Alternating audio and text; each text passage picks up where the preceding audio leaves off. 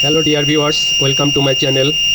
In this video I'll show you parameter copy in EVS 9324 model Lenze inverter. Okay, let's go to parameter to show you parameter copy. First press program switch PRG, then press left arrow, then press up arrow, code list, then press right arrow, parameter code group. This is main group, this is subgroup.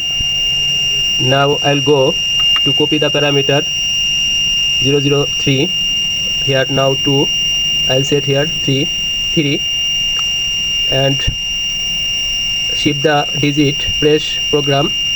Now here 0 is select, need to set 11,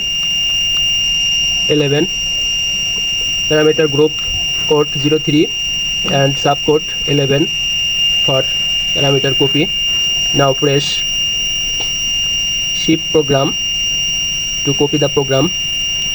At the same time press program PRG and shift press BG.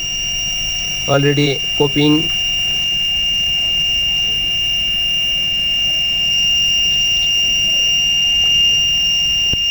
Till now copying. Copy is done. Parameter copy from EEPROM to external keypad. Now parameter save in external keypad. Okay, thank you so much for the watching video. Please like, share and subscribe my channel.